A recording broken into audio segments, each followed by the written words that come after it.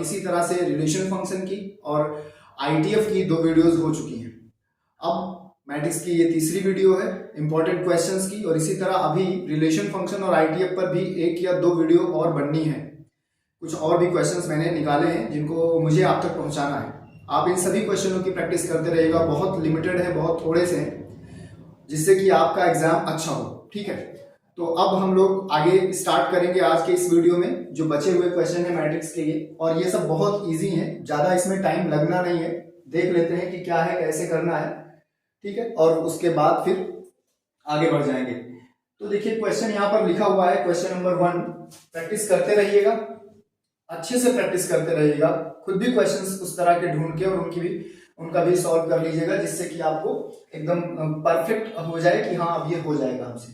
इन्होंने कहा find values of x if, ये एक मैट्रिक्स है, और देखते रहिए ये जो मैट्रिक्स है इसका ऑर्डर 1 क्रॉस 3 है। ये भी एक मैट्रिक्स है जिसका ऑर्डर 3 क्रॉस 3 है, और ये भी एक मैट्रिक्स है जिसका ऑर्डर 3 क्रॉस 1 है, और ये जीरो मैट्रिक्स है, जीरो ना समझकर ये जीरो मैट्रिक्स है। ठीक है, तो हमें ये इक्वेशन गिवन है, और इस इक्वेशन का यूज करके और मैट्रिक्स के नियमों को यहां अप्लाई करके हमें x की वैल्यू निकालनी है। तो चलिए आज के फर्स्ट क्वेश्चन को सॉल्व करते हैं। देखिए उन्होंने आपको लिख के यहां पर दिया हुआ है, इसका सॉल्यूशन समझिए। जो भी मैट्रिक्स उन्होंने लिखी है मैं उसको यहां पर लिख दे रहा हूं।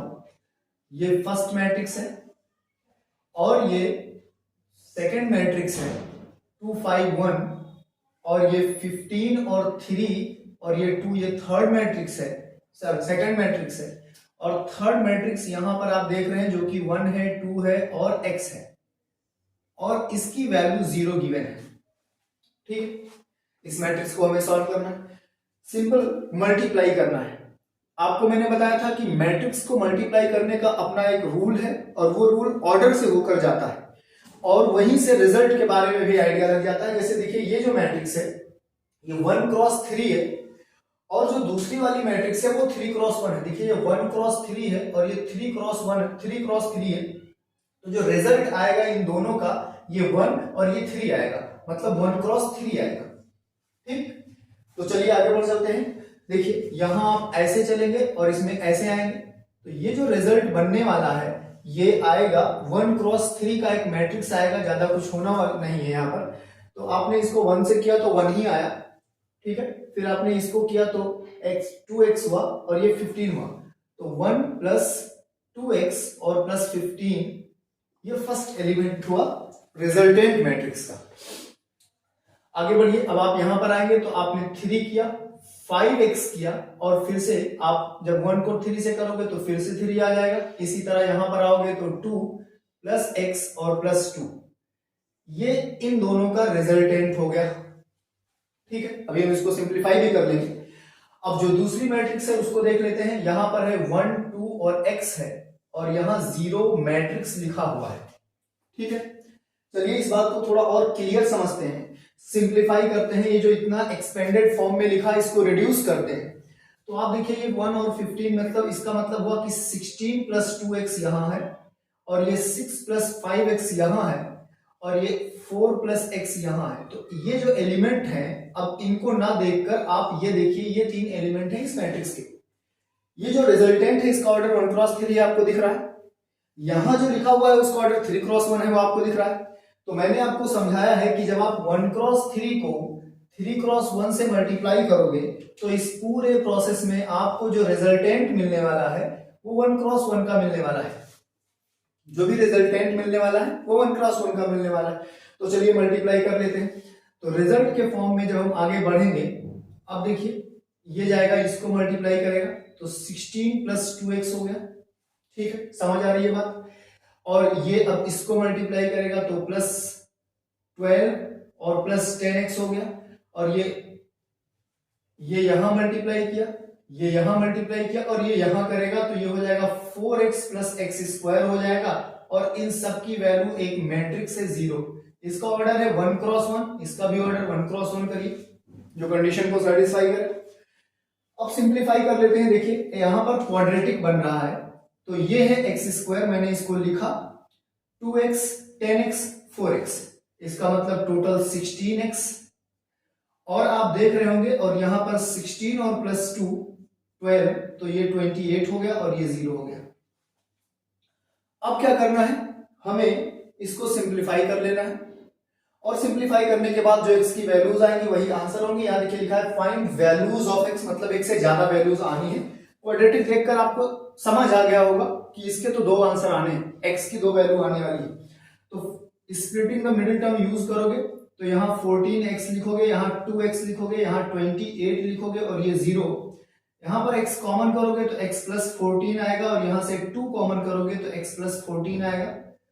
और इस तरह से आपने देखा कि x प्लस 14 कॉमन हो रहा है, ब्रैकेट में बच रहा है x प्लस 2 इक्वल टू 0।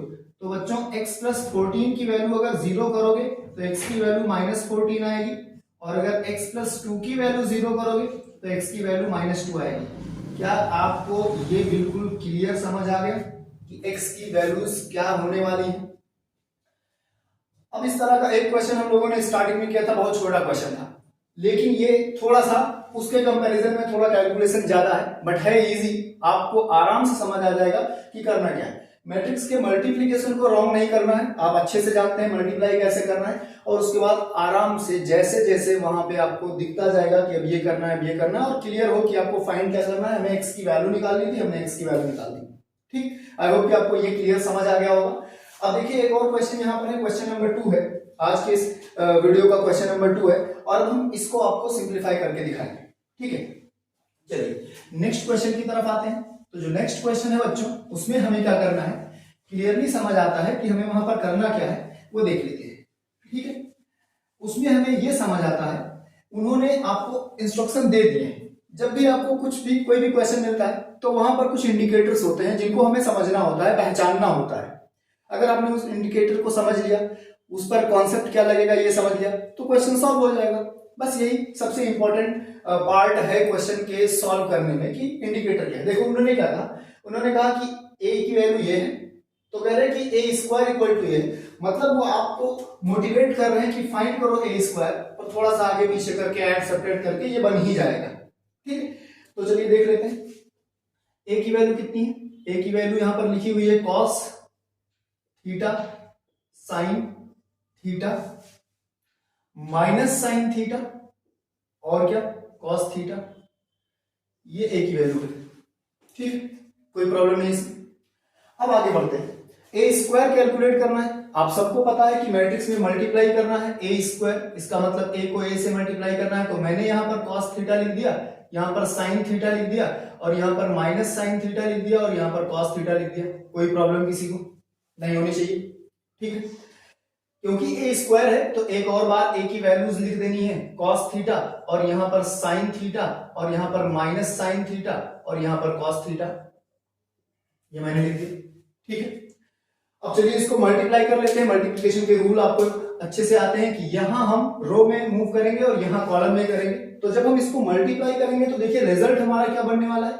देखिए cos को cos से किया तो cos स्क्वायर थीटा हो गया, और साइन को साइन से किया तो माइनस साइन स्क्वायर थीटा हो गया। कोई प्रॉब्लम नहीं किसी को, इतना मल्टीप्लिकेशन क्लियर।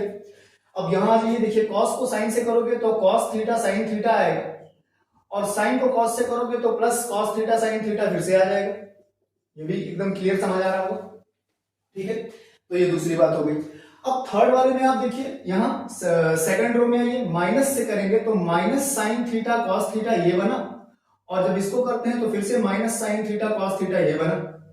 मल्टीप्लिकेशन समझ आ रहा है ना, इसको हम इससे करते हैं और इसको इससे, मतलब इसमें इस तरह मूव करेंगे और इसमें पहली मैट्रिक्स में रो वाइज चेंज करेंगे और दूसरी मैट्रिक्स में कॉलम वाइज करेंगे। अब यहां आ जाइए तो फिर से माइनस साइन स्क्वायर थीटा हो गया, और ये प्लस और ये भी प्लस है तो cos स्क्वायर थीटा हो गया। देखिए कितना छोटा सा क्वेश्चन है और कितना इजी क्वेश्चन है, आप समझ लीजिए। इतनी ट्राइगोनोमेट्री सभी को याद होगी। cos 2 थीटा के पूरे 4 फॉर्मूले हैं, जिनमें से फर्स्ट फॉर्मूला यही है, cos square theta minus sine square theta.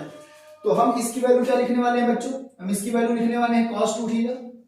ये देखकर समझ आ गया होगा कि ये लिखा हुआ है, यहीं पर लिख देता हूं 2 साइन थीटा और cos थीटा। तो क्या 2 sine theta cos theta sine 2 theta का फॉर्मूला नहीं होता, तो यहां पर हो जाएगा डियर फ्रेंड साइन 2 थीटा। जब हम यहां आते हैं तो यहां पर लिखा है -2 sin थीटा cos थीटा, देख लीजिए आप ध्यान से, -2 sin cos मिलेगा, तो इसका मतलब हो जाएगा -sin 2 थीटा। और जब हम यहां पर आते हैं तो हमें फिर से यही वाला टर्म मिला हुआ है, ये थोड़ा सा आगे पीछे हो गया है, cos स्क्वायर को पहले लिख लीजिए, -sin स्क्वायर को बाद में लिख लीजिए, तो आपको फिर से यहाँ क्या मिलने वाला है, cos 2 थीटा। और अगर आप ध्यान से देखें तो ये प्रूव हो चुका है, क्योंकि उन्होंने आपसे यही करने के लिए कहा था। ये देखिए a square equal to cos 2 theta sin 2 theta minus sin 2 theta और cos 2 थीटा, तो ये आपने सॉल्व कर दिया, ये आपने सॉल्व कर दिया। अब नंबर आता है नेक्स्ट क्वेश्चन का, जिसमें हम इनवर्स की बात कर लेंगे, और ये बहुत इंपॉर्टेंट इसलिए हो जाता है क्योंकि मैं आपको ये बताना भी चाह रहा था कि 2x2 मैट्रिक्स का इनवर्स निकालना है तो क्या करना होगा, और बहुत सिंपल सा क्वेश्चन है, देख लें। तो ये बात आपको समझ आ गई, आप इसको नोट कर लीजिए, इन सब क्वेश्चनों को अच्छे से करिएगा, क्योंकि यही सब आएंगे, सीधे बताऊं मैं आपको डायरेक्ट। और फॉर्मूला बेस्ड है, फॉर्मूले आपको इतने आने चाहिए ना कि आप जहां बैठ के पढ़ते हो ना, वहां पे ऑक्सीजन से ज्यादा फॉर्मूले उड़ने चाहिए। ठीक, इतना फॉर्मूला पढ़ो कि मतलब कोई फॉर्मूला ऐसा ना हो जो आपको आता ना हो, इतनी मेहनत कर लो। ये वन टाइम चांस है, ठीक है, एक बार कर लो, एक महीने की ठीक से मेहनत करोगे तो लाइफ टाइम आपके साथ ये सारी चीजें चलती रहेंगी। अदरवाइज आपको पता है स्ट्रगल कितना हो जाता है अगर मार्क्स कम हुए, और खास करके मेन सब्जेक्ट जैसे मैथमेटिक्स में आपको ये एडमिशन नहीं देंगे, आपको वो एडमिशन नहीं देंगे, आप ये फॉर्म नहीं फिल कर सकते हो, आप वो फॉर्म नहीं फिल कर सकते। इन सबसे बचने के लिए एक मंथ की, आप लोग स्मार्ट हो ही, ठीक है, नई जनरेशन है, एक मंथ की मेहनत करो, जबरदस्त करो, बाकी सब देखा जाएगा। तो चलिए आगे बढ़ते हैं, वाइप करें इसको। देखिए नेक्स्ट क्वेश्चन जो है, ठीक, नेक्स्ट क्वेश्चन आपका ये है, इस बात को समझेंगे। उन्होंने सही क्वेश्चन दे दिया है जिससे हम एक कॉन्सेप्ट आप तक पहुंचाना चाहते हैं और आगे भी वो अभी यूज हो जाएगा। जैसे उन्होंने हम लोगों से कहा कि आप देख लीजिए, ये एक क्वेश्चन लिखा हुआ है, इफ ए इक्वल टू, यहां पर मेंशन है, एक ए है और उसके बारे में लिखा हुआ है कि ये कॉस एल्फा है, साइन एल्फा है और माइनस साइन एल्फा है और फिर कॉस एल्फा है। साथ में उन लोगों ने यह भी बता के रखा है कि ए इनवर्स जो है वो ए ट्रांसपोज है। ठीक है, कोई दिक्कत की बात नहीं, A inverse equal to A transpose है। तो एल्फा की वैल्यू बताओ, फाइंड एल्फा। देखिए ये तो पुराना हो गया, कल के लेक्चर में आपने देख लिया, वीडियो अपलोड है, आप चैनल पे जाके देख लीजिए। अदरवाइज मैं इस वाली वीडियो के लिंक में, मतलब जितनी भी बात की जो वीडियोस हैं उनके लिंक में, उन सभी पुरानी जो वीडियोस हो चुकी हैं उन सबके लिंक मैं वहां डाल रहा हूं, आप वहां से जाके भी आप देख लीजिए। सीक्वेंस में काम करिए कि जिससे आपका एक एक पार्ट तैयार होता रहे। ठीक है, हम लोग अभी तीसरे चैप्टर पर हैं और डेफिनेटली हम इसको कवर कर लेंगे, थोड़ा थोड़ा बढ़ाएंगे भी आपके लिए, तो आगे बहुत अच्छे अच्छे चैप्टर आने वाले हैं। तो ये तो कल हो गया था, ट्रांसपोज का मतलब कि रो और कॉलम को चेंज कर देना। आज जो हमें एक नई बात मिल रही है वो ये, चलिए हम आपको ये सिखाते हैं। सबसे पहले तो मैं आपको ये बताऊं कि अगर हमें ए इनवर्स चाहिए तो हमें एक फॉर्मूला याद रखना होगा, adjoint A upon determinant A. ठीक है, अभी फिलहाल तो ये फॉर्मूला आपको याद रखना होगा अगर ए इनवर्स चाहिए तो। अब दो क्वेश्चन यहां से आ गए, एक क्वेश्चन तो ये आ गया कि हम ये कैसे कैलकुलेट करेंगे, ये कैसे, क्योंकि हम रिवीजन कर रहे हैं, आज कोई फर्स्ट टाइम हम मैट्रिक्स नहीं पढ़ रहे हैं या फर्स्ट लेक्चर नहीं है, 12th खत्म है, गोइंग टू फिनिश, तो हमने पढ़ा तो सब कुछ है और थोड़ी थोड़ी बातें आपको सबकी याद होगी। आज मैं आपको याद दिला देता हूं। सबसे पहले आप ये समझ लीजिए कि अगर आपको किसी 2x2 मैट्रिक्स का एडजॉइंट निकालना है तो देख लीजिए करना क्या है, मैं डायरेक्ट करता हूं इसको।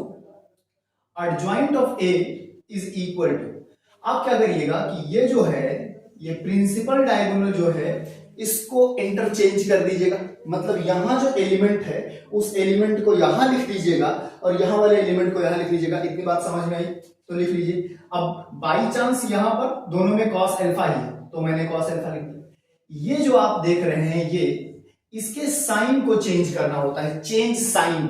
जैसे यहां पे प्लस साइन है तो आप वहां पर माइनस साइन अल्फा लिखोगे, और यहां पर माइनस साइन है तो आप प्लस साइन अल्फा लिखोगे। सिर्फ साइन चेंज करना, इसमें ज्यादा दिमाग ना लगा देना कि ये भी तो चेंज हुआ, ये चेंज नहीं हुआ, साइन चेंज हुआ और वो सेम आ गया तो इसमें कोई बड़ी बात नहीं है। नहीं आता तो भी अपने को कोई इस बात से समस्या नहीं थी।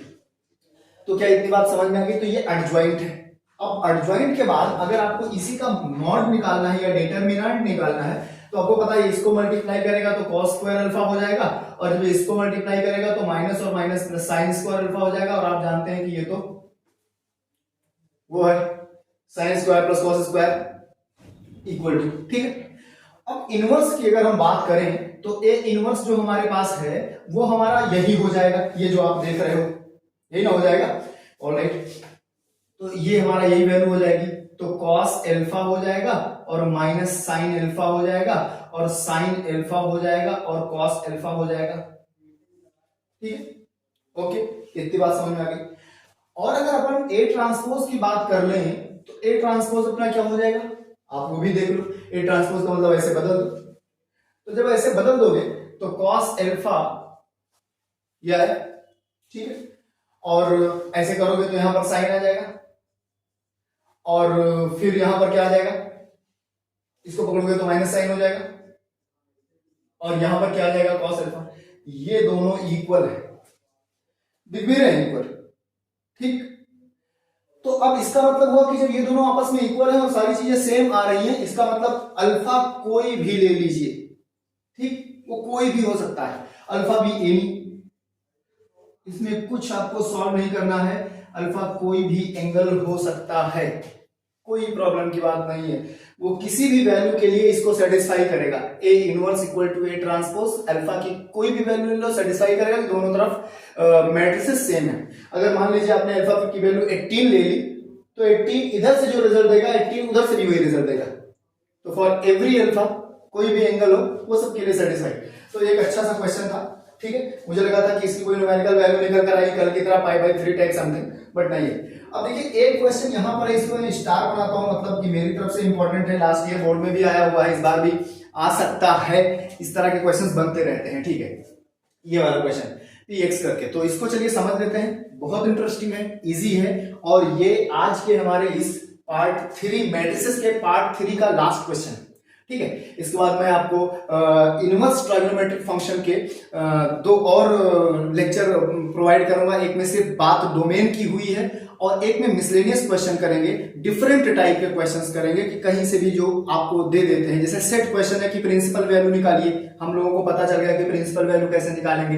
दूसरा सेट क्वेश्चन है कि डोमेन निकालिए, हमको पता चल गया कि डोमेन क्या है। तीसरा सेट क्वेश्चन है कि इसका रेंज बताइए, हमें पता चल गया कि रेंज क्या है। बट एक ऐसा भी पार्ट आता है कि यार कुछ भी दे देंगे कि यार ये लो ये आईटीएफ का है, सॉल्व करो, तो उसको मैं मिसलेनियस बोल रहा हूँ, तो वो वाला लेक्चर भी आपके लिए मैं प्रिपेयर कर लिया हूँ, वो भी आपको मिल जाएगा, ठीक है। तो आप जो है, और जो सबसे इंपॉर्टेंट बात है वो आप इनको खुद भी करिए, दोस्तों में भी शेयर करिए, जिससे कि उनका भी काम हो जाएगा, ठीक है। ऑलराइट, तो चलिए अब लास्ट क्वेश्चन को देख लेते हैं, इसके पार्ट 3 वाले पार्ट को।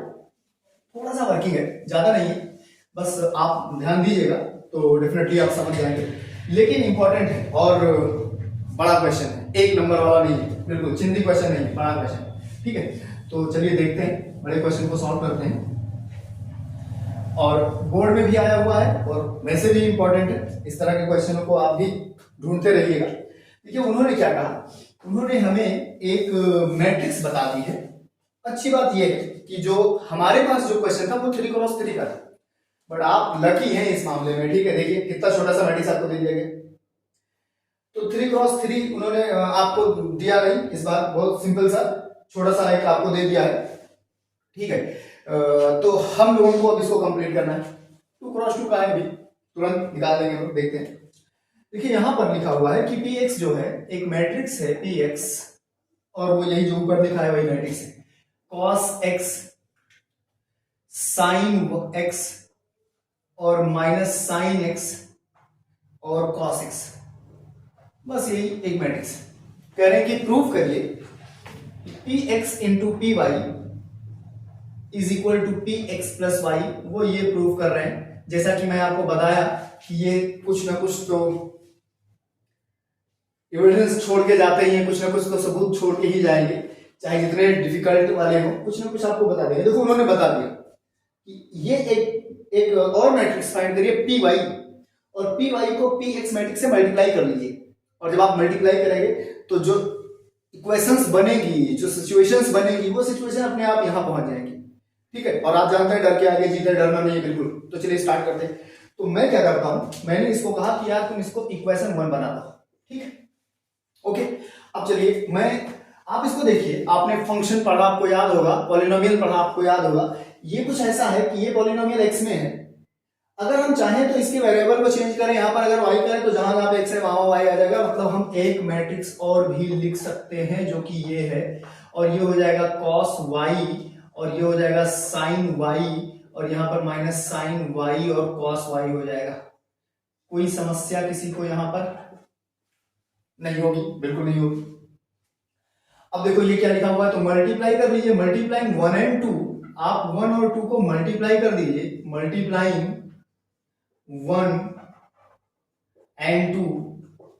जब आप ऐसा करोगे तो देखो क्या मिलता है, px into P Y equal to, मैंने क्या लिखा, मैंने लिख लिया cos x sin y minus, sorry not y, cos x sin x minus sin x और cos x इंटू, ठीक। दूसरी वाली जो मैट्रिक्स है वो देख लेंगे, तो दूसरी वाली मैट्रिक्स है cos y sin y minus sin y और cos y, ये दूसरी मैट्रिक्स होगी, ठीक। अब इनको मल्टीप्लाई करना है, मल्टीप्लिकेशन आपके दाएं बाएं हाथ का खेल है, ये देखिए ये ऐसे चलेगा ये ऐसे चलेगा, चलिए मल्टीप्लाई कर देते हैं। cos को cos y से करना है तो cos x cos y ये हो गया, और अब इसको इससे करना है तो माइनस sin x और sin y ये हो गया, कोई प्रॉब्लम नहीं। यहां ये cos x cos y ये हो गया, cos x sin y ये हो गया, और जब इसको करोगे तो plus sin x cos y ये हो गया, कोई समस्या नहीं। अब आप यहां आ जाओगे, यहां होगे तो देखो क्या मिलता है, minus cos y sin x और फिर से minus sin y cos x ये हो गया। जब आप यहां जाओगे तो आप देखो यहां पर लिखोगे minus sin x sin y और plus cos x cos y। ये सब वो वाले फॉर्मूले हैं ना जो आपके फेवरेट फॉर्मूले हैं ट्राइगोनोमेट्री के, आपको याद नहीं होंगे, वैसे मैं याद दिला दूं, आपको ज्यादा टेंशन लेने की जरूरत नहीं। आप देखिए लिखा है cos a cos b minus sin a sin b, मतलब cos a प्लस b, याद है? तो ये लिखा हुआ है cos a प्लस b, मैंने यहां पर लिखा, अपने पास जो a है ना वो x है और जो b है वो y है, ठीक। यहां ये इसको समझिए, sin a cos b plus cos a sin b sin a plus b, तो यहां पर लिखेंगे क्या, sin a प्लस b। अब यहां ये माइनस को अगर मैं इसमें से कॉमन कर लूं तो आप देखिए ये वही वाला नहीं बन गया, तो यहां पर लिखा हुआ है minus sine x plus Y, और अगर हम यहां आ जाए तो cos x cos y minus sine x sine y, इसका मतलब फिर से हमको क्या मिला हुआ है, cos x प्लस y। और अगर ध्यान से देखें और समझें इस बात को, जैसे ये सिमेट्री है, p x पर लगा था तो यह आया था, y पर लगा तो यह आया, यहां पर देखिए सारे एंगल क्या है, x प्लस y है, तो इसका मतलब p किस पे लग गया होगा, x प्लस y पे लग गया होगा, और यही तो प्रूव हो गया, ठीक। तो ये था मैट्रिक्स का पार्ट 3, और मुझे पूरा यकीन है कि आपको एकदम क्लियर समझ आया होगा, क्योंकि ऐसा कुछ था ही नहीं जो आपको समझ में ना आया, आप समझदार हैं, पढ़े लिखे लोग हैं। अब हम लोग आगे बढ़ेंगे, ठीक है, मैट्रिक्स के साथ अब थोड़ा सा आगे बढ़ेंगे। तो मैट्रिक्स का पार्ट मेरे एंड से लगता है कि फिनिश हुआ, बट फिर भी अगर कुछ मिलेगा तो definitely I will provide you, लेकिन मुझे आईटीएफ और रिलेशन फंक्शन के 2 पार्ट पर अभी और भी आपको वो लेक्चर्स देने हैं, और उसके बाद फिर हम डिटरमिनेंट पर काम करेंगे, ठीक है। ऑलराइट, तो आप इसको कंप्लीट करिए, अच्छे से समझिए, पॉज करके लिखिए, बार बार देखिए, और साथ में अपने दोस्तों से भी इसको शेयर कर लीजिए कि उनका भी काम बन जाए। ओके, मिलते हैं नेक्स्ट वीडियो में।